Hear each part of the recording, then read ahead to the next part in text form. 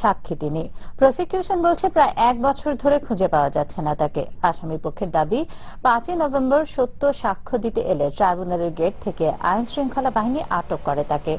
গুম হয়ে যাওয়া সুখরঞ্জন বালী এবং তার পরিবারের গল্প শোনাচ্ছেন আমিরুল মোমিনীন মানিক। পিরোজপুরের উমেদপুরের একজন সাধারণ কাঠমিস্ত্রি সুখরঞ্জন বালী 71 সালে বড় ভাই বিশাব আলী শহীদ হন। স্ত্রী সন্তান নিয়ে ভালোই দিন কাটছিল তার। না, আমি দেখিনি। মানবতা বিরোধী অপরাধের অভিযোগে আটক মাওলানা দেলোয়ার হোসেন সাইদির বিপক্ষে জবানবন্দি দিতে সরকার সাক্ষী করে তাকে, কিন্তু ট্রাইব্যুনালে না আসায় পুলিশের কাছে তার দেয়া বক্তব্যকেই সাক্ষ্য হিসেবে নেয় আদালত। গত 4 নভেম্বর দিগন্তকে দেয়া এক সাক্ষাৎকারে সুখরঞ্জন বালী জানান আদালতে তিনি সত্য কথা বলতে চান। মিথ্যা কথা তারা বলার জন্য চেষ্টা করছে, আমি মিথ্যাটা বলতে পারবো না, সেই জন্য আনেনি।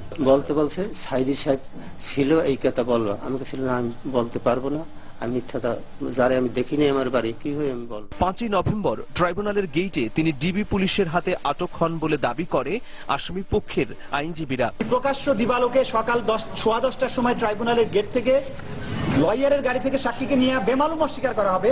যদি লয়ারকে নিয়ে তারা অস্বীকার করে এটা বিচিত্র কিছু। কিন্তু সরকার পক্ষ জানায় মাওলানা সাইদি সম্পর্কে পুলিশের কাছে সাক্ষ্য দেওয়ার পর গত 6 মাস ধরেই নিখোঁজ তিনি। সুখরঞ্জন বালীকে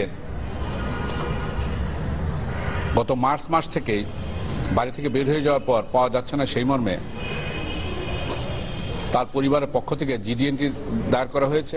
শোকে মাতম করছে সুখরঞ্জন বালীর স্ত্রী। তিনি বলছেন তার স্বামী সত্য সাক্ষ্য দিতে 3রা নভেম্বর ঢাকায় যান, এরপর আর ফিরে আসেননি। ঢাকা গেছে 3 তারিখ, এবার সোমবার গেছে বলে সাক্ষী দিতে। আমার স্বামী সত্য সাক্ষী দিতে গেছে 3 তারিখ, আগে যাইতে কইছে যায় না, এরপরে বলে ছেলে এবার 3 তারিখে সত্য সাক্ষী দিতে গেছে। সুখরঞ্জন বালীর গুম হওয়া নিয়ে দেশে ও বিদেশে চলছে ব্যাপক আলোচনা। এ বিষয়ে প্রভাবশালী পত্রিকা দ্য ইকোনমিস্ট ও আন্তর্জাতিক মানবাধিকার সংগঠন বিএইচআরসি ইতোমধ্যে উদ্বেগ জানিয়েছে।